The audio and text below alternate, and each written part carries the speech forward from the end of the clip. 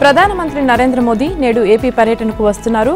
13,400 కోట్ల విలువైన ప్రాజెక్టులకు ప్రారంభోత్సవాలు, శంకుస్థాపనలు చేయనున్నారు. శ్రీశైలంలోనూ పర్యటించనున్నారు. జీఎస్టీ 2.0 సంస్కరణల ఫలాలను ప్రజల్లోకి విస్తృతంగా తీసుకువెళ్లడమే సూపర్ జీఎస్టీ, సూపర్ సేవింగ్స్ సభ ముఖ్య ఉద్దేశం. రాష్ట్రమంతటా జీఎస్టీ 2.0 సంస్కరణలపై విస్తృత ప్రచారం చేసేలా వేర్వేరు థీమ్స్తో ప్రజల్లోకి వెళ్లేలా కార్యాచరణ సిద్ధం చేశారు. జాతీయ స్థాయి ప్రాధాన్యంతో కర్నూలులో జరిగే సభకు స్వయంగా ప్రధాని హాజరవుతున్నారు. CM Chandrababu, deputy CM Pawan కళ్యాణ్తో పాటు రాష్ట్ర మంత్రులు, ప్రజాప్రతినిధులు ఈ కార్యక్రమంలో పాల్గొంటారు. శ్రీశైలం, కర్నూలులో మోదీ పర్యటన కోసం 10 రోజులుగా విస్తృతంగా ఏర్పాట్లు చేస్తున్నారు. దీనిపై సీఎం చంద్రబాబు అధికారులు, మంత్రులతో వీడియో కాన్ఫరెన్స్ ద్వారా సమీక్షించారు. భద్రతా ఏర్పాట్లను డీజీపీ హరీష్ కుమార్ గుప్తా క్షేత్రస్థాయిలో పరిశీలించారు. ప్రధాని మోదీ తొలుత శ్రీశైలానికి చేరుకుని జ్యోతిర్లింగం, శక్తిపీఠ క్షేత్రాలు దర్శించుకుంటారు. శివాజీ స్ఫూర్తి కేంద్రాన్ని సందర్శిస్తారు. అక్కడి నుంచి ప్రత్యేక హెలికాప్టర్లో కర్నూలు నగర శివారులోని రాగమయూరి గ్రీన్ హిల్స్ లో ఏర్పాటు చేసిన హెలీప్యాడ్ కు చేరుకుంటారు. CM Chandrababu, deputy CM Pawan Kalyan తో కలిసి అక్కడికి సమీపంలోనే ఉన్న సభా వేదిక వద్దకు వెళ్తారు. రాష్ట్ర ప్రభుత్వం ప్రతిష్టాత్మకంగా నిర్మించనున్న డ్రోన్ సిటీకి మోదీ శంకుస్థాపన చేస్తారు. దీంతో పాటు 13,000 కోట్లకు పైగా విలువైన వివిధ ప్రాజెక్టులకు శంకుస్థాపన, ప్రారంభోత్సవాలు చేస్తారు. అనంతరం సూపర్ జీఎస్టీ, సూపర్ సేవింగ్స్ సభలో పాల్గొంటారు. జీఎస్టీ 2.0 సంస్కరణల ఫలాలు, ప్రయోజనాలను వివరిస్తారు. మొత్తంగా 6.5 గంటల పాటు మోదీ పర్యటన ఉంటుంది. ఏపీ పర్యటనపై ప్రధాని మోదీ ఎక్స్ వేదికగా స్పందించారు. తన పర్యటన వివరాలను వెల్లడిస్తూ ఆయన తెలుగులో ట్వీట్ చేశారు. అక్టోబర్ 16న నేను ఆంధ్రప్రదేశ్లో ఉంటాను. శ్రీశైలంలోని శ్రీ బ్రహ్మరాంబ మల్లికార్జున స్వామి వార్ల దేవస్థానంలో ప్రార్థనలు చేస్తాను. ఈ పనులు విద్యుత్, రైల్వేలు, పెట్రోలియం, రక్షణ, పరిశ్రమలతో పాటు మరిన్ని రంగాలకు సంబంధించినవి అని మోదీ ట్వీట్లో పేర్కొన్నారు.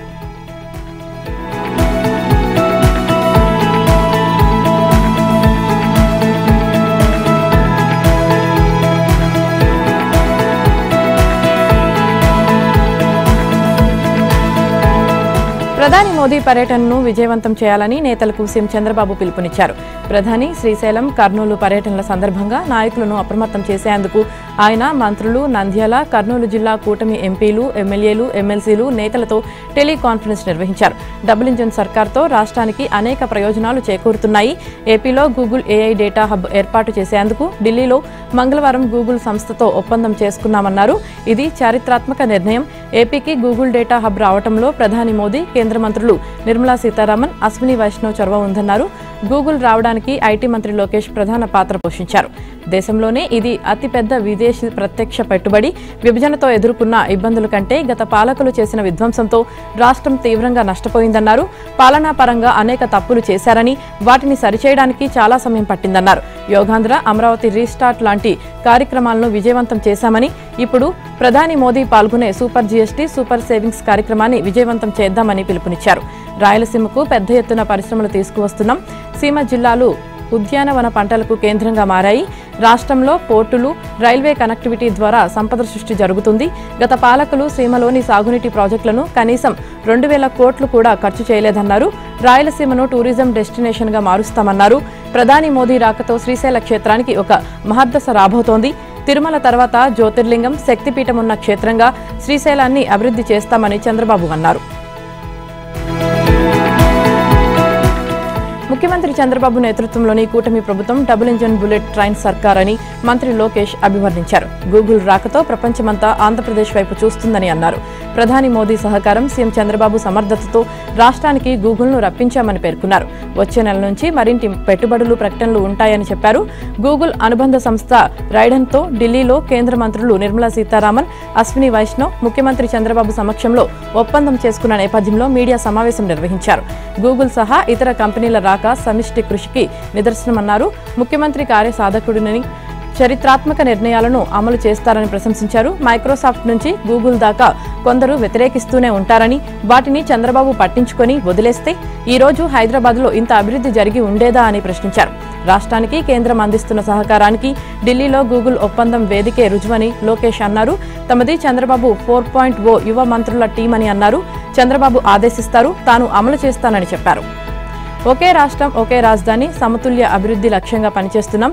కియా మోటార్స్ ను అనంతపురానికి తీసుకువచ్చాం. అనంతపురం, కర్నూలు జిల్లాలకు పెద్ద ఎత్తున రెన్యూవబుల్ ఎనర్జీ, పంపుడు స్టోరేజీ పెట్టుబడులు వస్తున్నాయి. కర్నూలులో 2 కొత్త సిమెంట్ కంపెనీలకు ఆమోదం తెలిపాం. ఇంకా మరికొన్ని వస్తున్నాయి. చిత్తూరు, కడపలో ఎలక్ట్రానిక్ మ్యానుఫ్యాక్చరింగ్ ఎకోసిస్టమ్ వచ్చింది. నెల్లూరు శ్రీ సిటీలకు భారీగా పెట్టుబడులు వస్తున్నాయి. స్పేస్ సిటీ రావాలన్న ఉద్దేశంతో ఇండియా స్పేస్ సంస్థ స్కై రూట్కు 300 ఎకరాలను ఎకరా 5 లక్షల రూపాయల చొప్పున కేటాయించామన్నారు. ప్రకాశం జిల్లాలో రిలయన్స్ సంస్థ CBGపై పెద్ద ఎత్తున పెట్టుబడులు పెడుతుంది. అమరావతిలో క్వాంటమ్ వ్యాలీ వస్తుంది. జనవరి నుంచి క్వాంటమ్ కంప్యూటింగ్ ఎకోసిస్టమ్ తీసుకువస్తున్నాం. ఉభయ గోదావరి జిల్లాలో ఆక్వా డిఫెన్స్ సంస్థలు వస్తున్నాయి. రాష్ట్రంలో అన్ని ప్రాంతాలను సమాంతర అభివృద్ధి చేసి $2.4 ట్రిలియన్ ఎకానమీని తీర్చిదిద్దే లక్ష్యంతో పనిచేస్తున్నామని లోకేష్ అన్నారు. ప్రభుత్వం అమలు చేస్తున్న పథకాలు, కార్యక్రమాలు అమలు తీరును పరిశీలించేందుకు వచ్చే నెల నుంచి క్షేత్రస్థాయిలో పర్యటిస్తానని సీఎం చంద్రబాబు ప్రకటించారు. ప్రతి పౌరుడికి సంక్షేమ ఫలాలు ఎలా అందుతున్నాయో తనిఖీ చేస్తానని తెలిపారు. రియల్ టైం ప్రభుత్వ సేవల్లో సంతృప్తి స్థాయిపై వెలగపూడి సచివాలయంలో ఆయన సమీక్షించారు. ప్రజలంతా మెచ్చేలా సుపరిపాలన అందిస్తున్నామని, పాలనలో సుస్థిర విధానాలు అమలు చేస్తున్నామని అన్నారు. GST 2.0 సంస్కరణలతో అందే లబ్ధి తదితర అంశాలపై ప్రజాభిప్రాయ సేకరణ చేపడతామని స్పష్టం చేశారు. నిత్యావసరాలు, ఇతర ఉత్పత్తులపై తగ్గిన పన్నుల గురించి గిరిజన ప్రాంతాల్లోనూ విస్తృతంగా ప్రచారం చేసి వారికి అవగాహన కల్పించాలని సూచించారు. దీపావళి పండుగ తర్వాత కూడా GST ప్రయోజనాలపై ప్రజలకు అవగాహన కల్పించే కార్యక్రమాన్ని కొనసాగిస్తామని సీఎం తెలిపారు. ప్రభుత్వ శాఖలు అందించే సేవలపై టెక్నాలజీ డేటా ఆడిటింగ్ ద్వారా సంతృప్త స్థాయిని అంచనా వేస్తామని చంద్రబాబు అన్నారు. క్షేత్రస్థాయిలో ప్రజాభిప్రాయం, అధికారులు ఇచ్చే సమాచారానికి పొంతన ఉండాలని స్పష్టం చేశారు. సామాన్యుడికి మెరుగైన సేవలు అందించడమే లక్ష్యమని పేర్కొన్నారు. వన్ గవర్నమెంట్ వన్ సిటిజన్ విధానంతో ప్రభుత్వ సేవలు సమర్థంగా అందించాలని సూచించారు. దీనిపై నవంబర్ మొదటి వారంలో మంత్రులు, కార్యదర్శులు, కలెక్టర్ల పనితీరును మదింపు చేస్తామని చెప్పారు. పోలవరం ప్రాజెక్టు నిర్వాసితులకు శుభవార్త. వారికి సహాయ పునరావాస ప్యాకేజ్ అమలుకు రాష్ట్ర ఆర్థిక శాఖ 1100 కోట్లు విడుదల చేసింది. కేంద్రం అడ్వాన్స్గా ఇచ్చిన నిధుల్లో మిగిలి ఉన్న 1800 కోట్ల నుంచి ఈ మొత్తాన్ని ప్రాజెక్టు ప్రత్యేక ఖాతాకు జమ చేసింది. ఈ డబ్బు ప్రాజెక్టు తొలి దశలో 41.15 మీటర్ల కాంటూరులోని నిర్వాసితులకు పరిహారం చెల్లించేందుకు ఇంచుమించుగా సరిపోతుందని జలవనరుల శాఖ చెబుతోంది. మరో 100 కోట్లు కూడా ఇస్తే పూర్తిగా నిధులు జమ చేయొచ్చని అధికారులు అంటున్నారు. గత ఏడాది రాష్ట్రంలో కూటమి ప్రభుత్వం వచ్చిన కొత్తలో దాదాపు 1000 కోట్లను సహాయ పునరావాసం కింద నేరుగా లబ్ధిదారుల ఖాతాల్లో జమ చేసిన సంగతి తెలిసిందే. తమ ఖాతాల్లో డబ్బులు పడిన సమాచారం బ్యాంకుల నుంచి వచ్చిన మెసేజ్ల ద్వారా తెలుసుకుని వారు ఆనందంతో సంబరాలు చేసుకున్నారు. ఇప్పుడు విడుదలైన 1100 కోట్లను లబ్ధిదారుల ఖాతాల్లో ఒకేసారి ఆ డబ్బులు వేయడంతో పాటు నిర్వాసితులతో ఆనందం పంచుకుంటూ వారితో ఒక సభ నిర్వహించాలని జలవనరుల మంత్రి నిమ్మల రామానాయుడు యోచిస్తున్నారు. గత ఏడాది అధికార పగ్గాలు చేపట్టాక సీఎం చంద్రబాబు పదే ఢిల్లీ వెళ్లి ప్రధాని మోదీ, కేంద్ర హోంమంత్రి అమిత్ షా, ఆర్థిక మంత్రి నిర్మలా సీతారామన్తో పలు దఫాలు సమావేశమయ్యారు. పోలవరం ప్రాజెక్టును వడివడిగా పూర్తి చేసేందుకు తమ ఆర్థిక పరిస్థితుల దృష్ట్యా ముందస్తుగా నిధులివ్వాలని సీఎం అభ్యర్థించడం, ప్రధాని ఆమోదించడంతో కేంద్రం 12,157 కోట్లు మంజూరు చేయగా ఇప్పటికే 5,052 కోట్లు విడుదల చేసింది. నిధులున్నా నిర్వాసితులకు చెల్లింపులు చేయకపోవడంపై కేంద్రం పలుసార్లుగా ఒత్తిడి తెస్తూనే ఉంది. ఈ నెల మొదట్లో ఢిల్లీలో పోలవరం ప్రాజెక్టుపై కేంద్ర జలశక్తి మంత్రి సిఆర్ పాటిల్ సమీక్ష నిర్వహించారు. మంత్రి నిమ్మల, ప్రత్యేక ప్రధాన కార్యదర్శి సాయి ప్రసాద్, ఈఎన్సీ నరసింహమూర్తితో పాటు కేంద్ర ఆర్థిక శాఖ కార్యదర్శి కూడా హాజరయ్యారు. బడ్జెట్ కేటాయింపుల ద్వారా కేంద్రం ఇచ్చిన నిధులను సకాలంలో ఖర్చు చేయకపోతే మురిగిపోతాయని కేంద్ర ఆర్థిక శాఖ హెచ్చరించింది. దీంతో త్వరగా నిర్వాసితులకు చెల్లింపులు చేయాలని పాటిల్ ఆదేశించారు. నిమ్మల, సాయి ప్రసాద్ ఈ సమాచారాన్ని సీఎం దృష్టికి తీసుకువెళ్లారు. దీంతో 1100 కోట్లు విడుదల చేస్తూ రాష్ట్ర ఆర్థిక శాఖ నిర్ణయం తీసుకుంది. పాఠశాల విద్యాశాఖ మరో డిఎస్సికి సన్నద్దమవుతోంది. జనవరిలో డిఎస్సి నోటిఫికేషన్ ఇస్తామని మంత్రి నారా లోకేష్ ఇప్పటికే ప్రకటించారు. దీంతో ముందుగా టెట్ నిర్వహణకు చర్యలు ప్రారంభించింది. దీనికి సంబంధించిన నోటిఫికేషన్ను త్వరలోనే జారీ చేయనుంది. అయితే ఈసారి న్యాయ వివాదాలకు మరింత తగ్గించేందుకు అధికారులు చర్యలు చేపట్టారు. ఈసారి టెట్కు అర్హతలు విషయంలో పూర్తిగా ఉపాధ్యాయ విద్యా జాతీయ మండలి నిబంధనలు పాటించాలని నిర్ణయించారు. అభ్యర్థుల అర్హతలు, డిగ్రీ మార్కులు, ఇతర అంశాల్లో పూర్తిగా NCTE నిబంధనలనే అమలు చేయనున్నారు. సుదీర్ఘకాలం నుంచి టెట్లో ఒకే తరహా నిబంధనలు అమల్లో ఉన్నాయి. వాటి వల్ల ప్రతిసారి డిఎస్సి నిర్వహణ సమయంలో న్యాయ వివాదాలు తలెత్తుతున్నాయి. ఈసారి నిబంధనలను పూర్తిగా NCTE తరహాలోకి మార్చి తద్వారా న్యాయ వివాదాలు తలెత్తకుండా చూడాలని అధికారులు నిర్ణయించారు. అలాగే జనవరిలో ఇచ్చే డిఎస్సి నోటిఫికేషన్లో సుమారు 2000 పోస్టులు ఉండే అవకాశం ఉంది. స్పెషల్ డిఎస్సి పోస్టులు 1000, మెగా డిఎస్సి 2025లో మిగిలిన పోస్టులు 406. ఈ ఏడాది ఉపాధ్యాయుల పదవి విరమణతో ఏర్పడే ఖాళీలను కూడా కలుపుకొని డిఎస్సి నోటిఫికేషన్ ఇస్తారు. ఖాళీలు పెరిగిన విద్యార్థుల సంఖ్యను కూడా భర్తీకి ప్రామాణికంగా తీసుకుంటారు. విద్వేషపూరిత వ్యాఖ్యలు, ప్రాంతీయ వైషమ్యాలతో సమాజంలో అశాంతి నెలకొల్పేందుకు సోషల్ మీడియా ద్వారా ప్రయత్నం చేస్తున్న వ్యక్తులపై కఠిన చర్యలు తప్పవని డీజీపీ హరీష్ కుమార్ గుప్తా హెచ్చరించారు. శాంతి భద్రతలకు విఘాతం కలిగించే పోస్టులపై రాష్ట్రంలోని సైబర్ విభాగాలు సమన్వయంతో నిఘా పెట్టినట్లు ఓ ప్రకటనలో తెలిపారు. ప్రముఖుల నుంచి సామాన్యుల వరకు ఎవరిని ఎవరు కించపరిచినా, వర్గాలు, కులాలు, ప్రాంతాల మధ్య చిచ్చురేపేలా వ్యాఖ్యలు, ఫోటోలు, వీడియోలు సోషల్ మీడియాలో పోస్ట్ చేసినా జైలుకు వెళ్లక తప్పదని స్పష్టం చేశారు. విద్యార్థులు, ఉద్యోగులు, సామాన్యులు, ప్రభావిత వ్యక్తులు ప్రతి ఒక్కరూ సోషల్ మీడియాను జాగ్రత్తగా ఉపయోగించుకోవాలి. ప్రతి ఆన్లైన్ వేదికను సృజనాత్మక చర్చల కోసమో, జ్ఞాన సముపార్జన కోసమో వినియోగించుకోవాలి. ఇతరులపై అనుచిత వ్యాఖ్యలు చేసినా, ఉద్రిక్తతలు సృష్టించే వాటిని ఆన్లైన్లో వీక్షించి మరొకరితో పంచుకున్నా చట్టం చూస్తూ ఊరుకోదు. ఏఐ ద్వారా ఫేక్ వీడియోలు సృష్టించే వారిని పోలీసులు వదిలిపెట్టబోరు. తగిన మూల్యం చెల్లించుకోక తప్పదు అని హెచ్చరించారు. విశాఖపట్నం స్టీల్ ప్లాంట్ను ఆదుకోవడంలో ముఖ్యమంత్రి చంద్రబాబు తన చిత్తశుద్ధిని చాటుకున్నారు. విద్యుత్, నీటి ఛార్జీల భారం దాదాపు 2,400 కోట్లను 2 ఏళ్ల వరకు భరించడానికి అంగీకరిస్తూ ఉత్తర్వులు జారీ చేశారు. వీటిని 10 ఏళ్ల వరకు చెల్లించాల్సిన అవసరం లేదని, తర్వాత ఆ మొత్తానికి ప్లాంట్లో షేర్లు ఇస్తే చాలని సూచించారు. విశాఖ ఉక్కును కేంద్ర ప్రభుత్వం విక్రయానికి పెట్టిందని, ప్రైవేటీకరణ చేస్తుందని వైసీపీతో పాటు ఇతర ప్రతిపక్షాలు కొద్ది కాలంగా పెద్ద ఎత్తున ప్రచారం చేస్తున్నాయి. వారం క్రితం నర్సీపట్నం పర్యటనకు వచ్చిన మాజీ సీఎం జగన్ స్టీల్ ప్లాంట్ ఉద్యోగులను తన వాహనం వద్దకు పిలిపించుకొని వారి నుంచి సమస్యలపై లేఖ అడిగి తీసుకున్నారు. అయితే ఇదే జగన్మోహన్ రెడ్డి ముఖ్యమంత్రిగా ఉన్నప్పుడు విశాఖ ఉక్కు కార్మిక సంఘ నాయకులు వచ్చి కలుస్తామంటే కనీసం అపాయింట్మెంట్ కూడా ఇవ్వలేదు. ఎన్నో ప్రయత్నాల అనంతరం ఆయన విశాఖపట్నం వచ్చినప్పుడు విమానాశ్రయం లాంజ్లో కొద్దిసేపు వారితో మాట్లాడారు. విశాఖ ఉక్కు యాజమాన్యం తమకు నెల నెల జీతాలు కూడా సరిగ్గా ఇవ్వలేకపోతుందని కార్మిక నాయకులు జగన్ వద్ద వాపోయారు. నెలకు 100 కోట్ల విద్యుత్ బిల్లు వస్తుందని, వాటిని కూడా చెల్లించలేకపోతున్నారని, ఈపీడీసీఎల్ అధికారులు వారం వారం వచ్చి బ్యాంకులో ఎంత ఉంటే అంత తీసుకుపోతున్నారని, దీనివల్ల జీతాలు మరింత ఆలస్యం అవుతున్నాయని వివరించారు. ఓ 3 నెలలు విద్యుత్ బిల్లుల చెల్లింపునకు గడువు ఇవ్వాలని వారు అభ్యర్థించగా జగన్ తిరస్కరించారు. బెల్ట్ షాపులు నిర్వహిస్తే పీడీ చట్టం కింద చర్యలు చేపట్టాలని అధికారులను సీఎం చంద్రబాబు ఆదేశించారు. అవసరమైతే చట్టాన్ని కూడా సవరించేందుకు ప్రభుత్వం సిద్ధంగా ఉందని తెలిపారు. ఇక నుంచి ప్రతి మద్యం సీసాను స్కాన్ చేసిన తర్వాతే విక్రయించాలన్నారు. ఎక్సైజ్ సురక్ష యాప్ను ఇప్పటి వరకు 27,000 మంది డౌన్లోడ్ చేసుకున్నారని అధికారులు సీఎంకు వివరించారు. 53,430 మంది స్కాన్ చేశాకే మద్యం కొనుగోలు చేశారని తెలిపారు. ఇతర రాష్ట్రాల్లోనూ 1,248 మంది సురక్ష యాప్ ద్వారా మద్యం సీసాలను స్కాన్ చేసినట్లు గుర్తించామని చెప్పారు. దీనిపై స్పందించిన సీఎం త్వరలో బీరు సీసాలకు బార్ కోడ్ పెట్టాలని ఆదేశించారు. గత ప్రభుత్వంలో మద్యం అమ్మకాలను డిజిటలైజ్ చేయకపోవడం వల్లే నేరాలు పెరిగాయన్నారు. చివరికి యాచకుడు చనిపోయినా నకిలీ మద్యం కేసుగా మలిచే ప్రయత్నాలు చేస్తున్నారని మండిపడ్డారు. నకిలీ మద్యానికి తావు లేకుండా రాష్ట్ర వ్యాప్తంగా తనిఖీలు ముమ్మరం చేయాలన్నారు. తెలంగాణలో 42% బీసీ రిజర్వేషన్ల కల్పన అంశంపై ఉత్కంఠ నెలకొంది. నేడు జరిగే విచారణలో సుప్రీంకోర్టు ఎలా స్పందిస్తుందన్నది ఆసక్తి రేపుతోంది. మరోవైపు కోర్టు ఏం చెబుతుంది, తర్వాత ఎలాంటి చర్యలు చేపట్టాలనే దానిపై చర్చించేందుకు ఇవాళ మధ్యాహ్నం రాష్ట్ర మంత్రివర్గం సమావేశం కానుంది. బీసీ రిజర్వేషన్లతోనే స్థానిక సంస్థల ఎన్నికలు నిర్వహిస్తామని ప్రభుత్వం, పీసీసీ నేతలు పలుమార్లు ప్రకటించిన నేపథ్యంలో మంత్రివర్గం ఏ నిర్ణయాలు తీసుకుంటుందన్నది చర్చనీయాంశంగా మారింది. ఏదేమైనా కొన్ని గంటల్లో బీసీ రిజర్వేషన్లు, రాష్ట్రంలో స్థానిక సంస్థల ఎన్నికల నిర్వహణ అంశాలపై స్పష్టత వచ్చే అవకాశం ఉంది. తెలంగాణలో స్థానిక సంస్థల ఎన్నికల్లో బీసీలకు 42% రిజర్వేషన్లు కల్పిస్తూ జారీ చేసిన జీవో 9 పై హైకోర్టు ఈ నెల 9న స్టే విధించిన సంగతి తెలిసిందే. దీనిపై రాష్ట్ర ప్రభుత్వం దాఖలు చేసిన స్పెషల్ లీవ్ పిటిషన్ ఇవాళ జస్టిస్ విక్రమ్నాథ్, జస్టిస్ సందీప్ మెహతాలతో కూడిన ద్విసభ్య ధర్మాసనం ఎదుట విచారణకు రానుంది. తెలంగాణలో బీసీలకు 42% రిజర్వేషన్లు కల్పించే ప్రక్రియ శాస్త్రీయంగా, చట్టబద్ధంగా సుప్రీంకోర్టు మార్గదర్శకాలకు తగ్గట్లుగానే జరుగుతుందని ఈ పిటిషన్లో రాష్ట్ర ప్రభుత్వం పేర్కొంది. నిజానికి రాజ్యాంగంలో ఎక్కడా రిజర్వేషన్లపై 50% పరిమితి లేదని, గతంలో సుప్రీంకోర్టు కేవలం ఒక మార్గదర్శక సూత్రంగా నిర్దేశించిందని పేర్కొంది.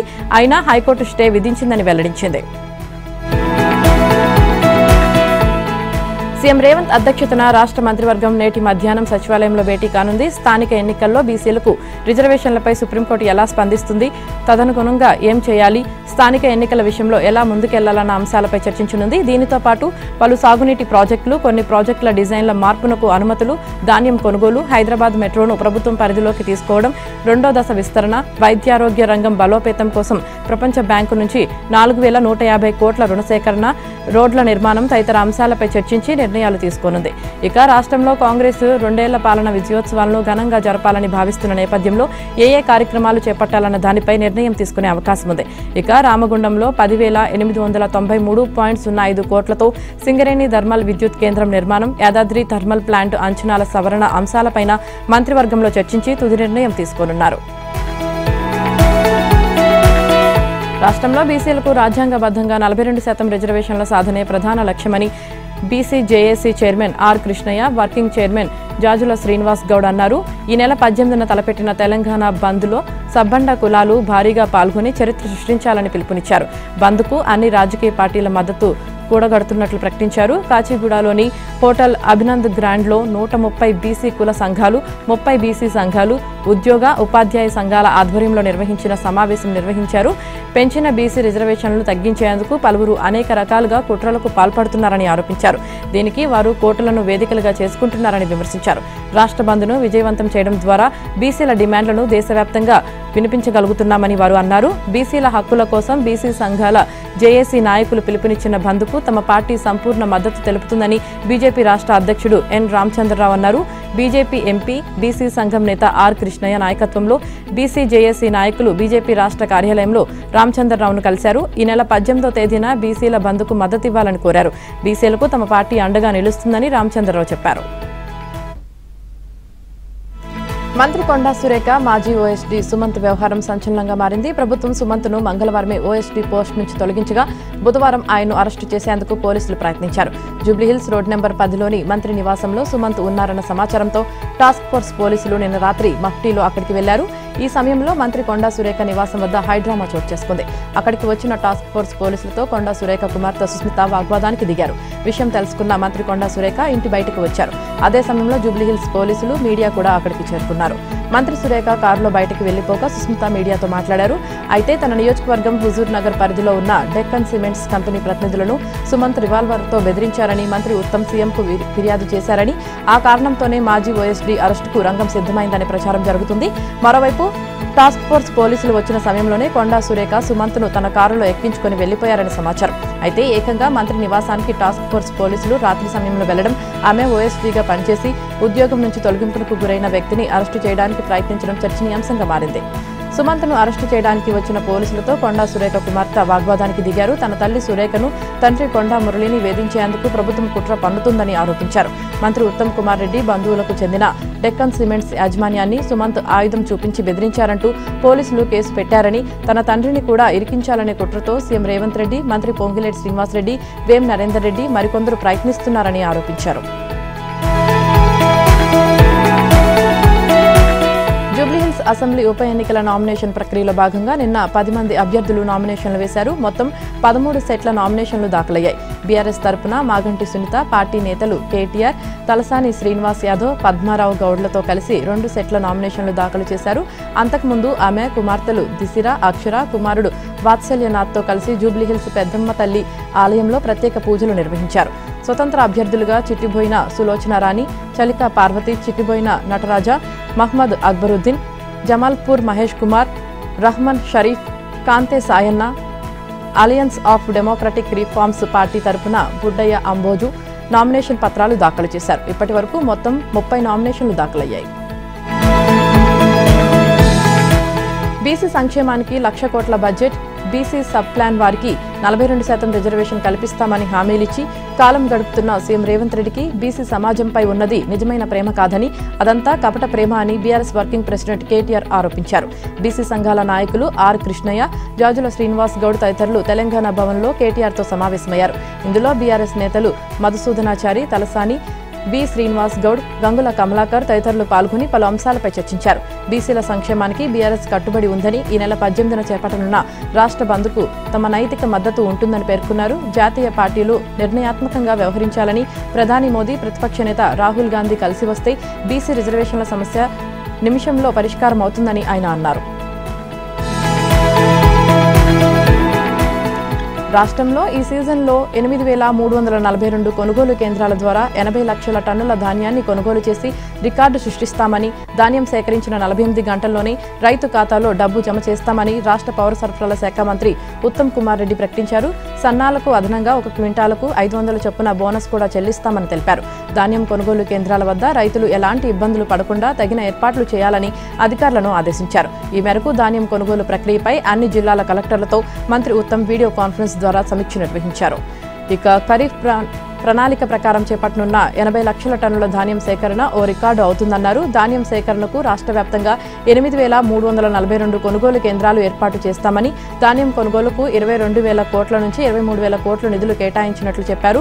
నిజామాబాద్, కామారెడ్డి, మెదక్, సిద్దిపేట, నల్గొండ జిల్లాలో 1,205 కొనుగోలు కేంద్రాలు ఇప్పటికే ప్రారంభించినట్లు వెల్లడించారు.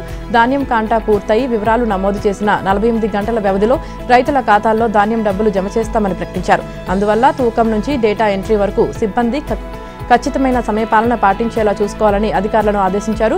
కొనుగోలు కేంద్రాల వద్ద రైతులకు కావాల్సిన మౌలిక వసతులతో పాటు ధాన్యం తడవకుండా రక్షణకు టార్పిన్లు అందుబాటులో ఉంచాలని సూచించారు. దేశంలో ఐపీఎస్లో చేరుతున్న మహిళల సంఖ్య 5 ఏళ్లుగా పెరుగుతూ వస్తుంది. ప్రస్తుతం 36% చేరిందని Sardar Vallabhbhai national police academy director Amit Garg వెల్లడించారు. ఈ నెల 17న అకాడమీలో 77వ బ్యాచ్ ఐపీఎస్ అధికారుల పాసింగ్ అవుట్ పరేడ్ నిర్వహిస్తున్నట్లు తెలిపారు. 77వ బ్యాచ్లో మొత్తం 190 మందికి ఇండోర్, అవుట్డోర్ శిక్షణ ఇచ్చామని, వారిలో 174 మంది డైరెక్ట్ ఐపీఎస్లు కాగా 16 మంది నేపాల్, భూటాన్, మాల్దీవులకు చెందిన పోలీసు అధికారులు ఉన్నారని చెప్పారు. దేశానికి చెందిన 174 మందిలో 65 మంది మహిళా అధికారులని, 5 ఏళ్ల క్రితం మహిళా అధికారులు 20.66% కాగా ఈసారి 35.63% పెరిగిందని తెలిపారు. ఐపీఎస్లు చేరుతున్న వారిలో గతంలో ఇంజనీరింగ్ చదివిన వారు 69% ఉండేవారని, ప్రస్తుతం 50%కి తగ్గిందని, ఆర్ట్స్, సైన్స్ గ్రూపుల నుంచి చేరుతున్న వారి సంఖ్య పెరిగిందని అమిత్ గార్గ్ తెలిపారు. 25 ఏళ్ల వయసులోపు ఐపీఎస్ సాధిస్తున్న యువత శాతం పెరుగుతుందని, 5 ఏళ్ల క్రితం ఇలాంటి వారు 4% ఉంటే ఈసారి 12% ఉన్నారని తెలిపారు. మరోవైపు 28 ఏళ్లు దాటిన తర్వాత ఐపీఎస్లో చేరుతున్న వారి సంఖ్య బాగా తగ్గిపోయిందని వెల్లడించారు. తెలంగాణ నుంచి ఐపీఎస్కు ఎంపికవుతున్న వారి సంఖ్య గత 5 ఏళ్లలో గణనీయంగా తగ్గిపోయిందని చెప్పారు. 5 ఏళ్ల క్రితం 4% ఉంటే గత 3 ఏళ్లు 3%, ఈసారి కేవలం 1% ఉన్నారని వెల్లడించారు. ఆంధ్రప్రదేశ్కు సంబంధించి కూడా 5% నుంచి 3%కి ప్రాతినిధ్యం పడిపోయిందన్నారు.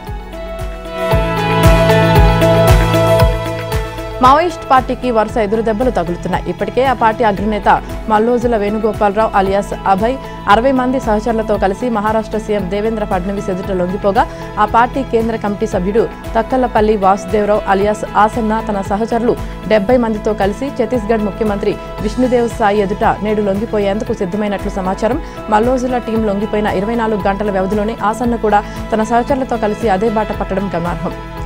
ఇక ఆసన్న స్వస్థలం ములుగు జిల్లా వెంకటాపూర్ మండలంలోని నర్సింగాపూర్ సంతానం పెద్ద కుమారుడు వాసుదేవరావు ఆసన్న, చిన్న కుమారుడు సహదేవరావు ఆసన్న 1వ తరగతి నుంచి 5వ తరగతి వరకు వెంకటాపూర్ మండలంలోని లక్ష్మీదేవిపేట ప్రభుత్వ పాఠశాలలో విద్యాభ్యాసం చేశాడు. అనంతరం కాజీపేట ఫాతిమా స్కూల్లో సెకండరీ విద్యను అభ్యసించాడు. చిన్నతనంలోనే మావోయిస్టు భావజాలానికి ఆకర్షితులై 1990లో అడవి బాట పట్టాడు. ఆసన్నపై 38 సంవత్సరాల క్రితం వెంకటాపూర్ పోలీస్ స్టేషన్లో తొలి కేసు నమోదైంది. మొదట Kakatiya university CPI ML people's war అనుబంధ రాడికల్ స్టూడెంట్ యూనియన్కు ఆసన్న నాయకత్వం వహించారు. ఐపీఎస్ ఉమేష్ చంద్ర, మాజీ హోంమంత్రి మాధవ్ రెడ్డి హత్యలో కూడా ఆసన్న పాత్ర ఉంది. ఉమ్మడి ఆంధ్రప్రదేశ్ అప్పటి సీఎం చంద్రబాబు నాయుడుపై 2003 అక్టోబర్ 1న అలిపిరిలో జరిగిన దాడిలో కీలక పాత్ర ఆసన్నదే. మావోయిస్ట్ పార్టీలో రాజకీయ వ్యూహాలు, సైనిక కార్యకలాపాల్లో ప్రచార విషయాల్లో కీలకంగా వ్యవహరిస్తున్న ఆసన్న 2024 నవంబర్లో జరిగిన ఎన్కౌంటర్లో మరణించినట్లు వదంతులు వ్యాపించాయి. ప్రస్తుతం ఆసన్న వయసు 60 సంవత్సరాలు పైబడి ఉండొచ్చని ఇంటెలిజెన్స్ వర్గాలు అంచనా వేస్తున్నాయి. ఆయన లొంగుబాటు మావోయిస్ట్ పార్టీకి గట్టి దెబ్బే అని చెప్పాలి.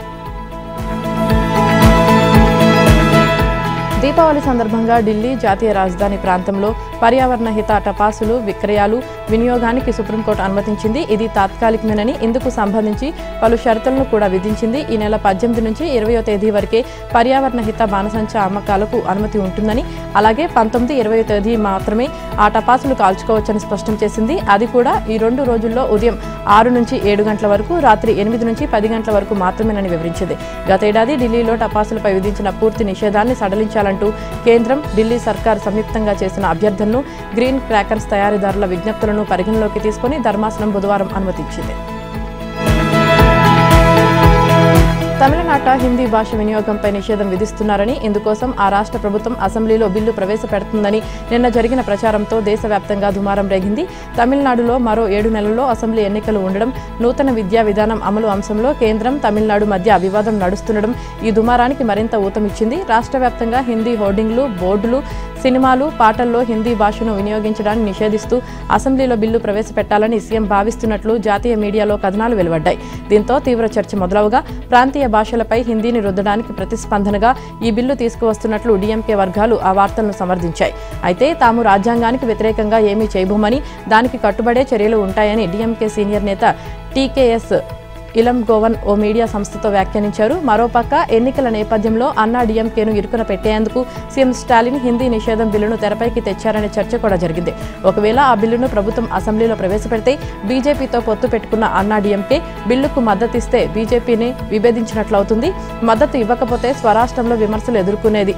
అయితే తమిళనాడులో హిందీ భాష వినియోగంపై నిషేధం అనే వార్తలపై దేశవ్యాప్తంగా తీవ్ర వ్యతిరేకత పెల్లుబిక్కింది. దీంతో పునరాలోచనలో పడ్డ స్టాలిన్ ప్రభుత్వం వెనక్కి తగ్గి హిందీ నిషేధ వార్తలను రాత్రి ఖండించింది. హిందీ భాష నిషేధానికి సంబంధించిన బిల్లును అసెంబ్లీలో ప్రవేశపెడుతున్నారనే వార్తలను తీవ్రంగా తప్పుపట్టింది. కోవిడ్ మహమ్మారి అనంతరం తాజాగా ఇన్ఫ్లుయెంజా ఫ్లూ విజృంభణతో జపాన్లో కలకలం రేగింది. సాధారణ ఫ్లూ సీజన్ కంటే దాదాపు నెల రోజుల ముందుగానే ఇన్ఫెక్షన్లు తీవ్ర స్థాయికి చేరడంతో దేశవ్యాప్తంగా ఫ్లూ మహమ్మారి వ్యాప్తిని ప్రభుత్వం అధికారికంగా ప్రకటించింది. దేశవ్యాప్తంగా 6,000 మందికి పైగా రోగులు తీవ్ర జ్వరం, దగ్గు, ఒళ్ళు నొప్పుల వంటి లక్షణాలతో ఆసుపత్రిలో చికిత్స పొందుతున్నారు. ఈ ఫ్లూ ముఖ్యంగా పిల్లలపై ప్రభావం చూపుతోంది. దీంతో టోక్యో, ఒకినావా, కగోషియా వంటి నగరాల్లో 135 పాఠశాలతో పాటు శిశు సంరక్షణ కేంద్రాలను తాత్కాలికంగా మూసివేశారు. పరిస్థితిని అదుపులోకి తీసుకురావడానికి అధికారులు దేశవ్యాప్తంగా కోవిడ్-19 నిబంధనలు కూడా అమలు చేస్తున్నారు. భారత్పై అడ్డగోలుగా 50% సుంకాలు విధించిన అమెరికా ఇప్పుడు చైనాను ఎదుర్కొనేందుకు మాత్రం భారత్ సాయం కావాలని కోరుకుంటుంది. అమెరికాలోని టెక్, రక్షణ, వాహన కంపెనీలకు అత్యంత కీలకమైన అరుదైన లోహాల సరఫరాపై చైనా నియంత్రణలు విధించడమే దీనికి కారణం. అమెరికాలో ఓ ఛానల్కు ఇచ్చిన ఇంటర్వ్యూలో ఆ దేశ ఆర్థిక మంత్రి స్కాట్ మాట్లాడుతూ, ఇది చైనాకు ప్రపంచానికి మధ్య జరుగుతున్న పోరు. మొత్తం ప్రపంచ పారిశ్రామిక పంపిణీ వ్యవస్థలపైనే చైనా బల్లం ఎక్కుపెట్టింది. అది మనల్ని నియంత్రించలేదు. దీనిపై మేము మా మిత్ర దేశాలతో మాట్లాడుతున్నాం. ఈ వారంలో సమావేశం కాబోతున్నామన్నారు. ఈ అంశంలో యూరప్ దేశాలు, భారత్తో పాటు ఆసియాలోని ప్రజాస్వామ్య దేశాల సహకారం కోరుతున్నాం. అమెరికా ప్రపంచ శాంతి కోసం కృషి చేస్తుంటే చైనా యుద్ధానికి దిగుతోంది అని పేర్కొన్నారు. ప్రపంచంలో అరుదైన ఖనిజాలు, లోహాల సరఫరాలో 90% చైనా నుంచే జరుగుతుంది. పలు దేశాల్లో అరుదైన ఖనిజాలు దొరికినా వాటిని ప్రాసెస్ చేసి లోహాలుగా మార్చే సామర్థ్యం చైనాకు మాత్రమే ఉంది. అలాంటి వాటిపై చైనా నియంత్రణ విధించడంతో అమెరికా గందరగోళంలో పడింది. ఈ క్రమంలోనే నవంబర్ 1 నుంచి చైనాపై 100% అదనపు టారిఫ్లు విధిస్తామని ట్రంప్ హెచ్చరించారు. దేశం నుంచి నైరుతి రుతుపవనాలు పూర్తిగా వైదొలిగే వాతావరణం నెలకొంది. ఉత్తర, మధ్య, తూర్పు భారతంతో పాటు దక్షిణాదిలోని కొన్ని ప్రాంతాల్లో పొడి వాతావరణం కొనసాగుతుండటంతో నేడు దేశం నుంచి నైరుతి రుతుపవనాలు పూర్తిగా నిష్క్రమించనున్నాయి. అదే సమయంలో బంగాళాఖాతం నుంచి తూర్పు గాలులు తమిళనాడు, రాయలసీమ, కోస్తాంధ్ర వైపునకు వీస్తున్నాయి. ఈ నేపథ్యంలో ఇవాళ దక్షిణాది రాష్ట్రాలైన తమిళనాడు, ఏపీ, కేరళ, కర్ణాటకలోని ఈశాన్య రుతుపవనాలు ప్రవేశించనున్నాయని వాతావరణ శాఖ తెలిపింది. హిందూ మహాసముద్రానికి ఆనుకొని నైరుతి బంగాళాఖాతంలో ఉపరితల ఆవర్తనం కొనసాగుతుంది. ఇంకా బంగాళాఖాతం నుంచి తూర్పు గాలులు దక్షిణాది రాష్ట్రాల వైపు వీస్తున్నాయి. ఈ ప్రభావంతో నిన్న తెలుగు రాష్ట్రాల్లో పలుచోట్ల ఉరుములు, పిడుగులతో వర్షాలు కురిశాయి. రానున్న 2 రోజుల్లో దక్షిణ కోస్తా, రాయలసీమల్లో అనేక చోట్ల వర్షాలు, అక్కడక్కడ భారీ వర్షాలు కురుస్తాయని వాతావరణ శాఖ తెలిపింది.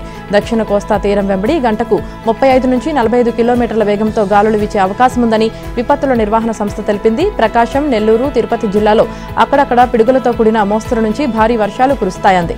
అనంతపురం, శ్రీ సత్యసాయి, కడప, అన్నమయ్య, చిత్తూరు జిల్లాలో అక్కడక్కడ తేలికపాటి నుంచి మోస్తరు వర్షాలు కురిసే అవకాశం ఉందని పేర్కొంది. వచ్చే వారం రోజుల్లో బంగాళాఖాతం, అరేబియా సముద్రంలో వేరువేరుగా వాయుగుండాలు ఏర్పడనున్నాయి.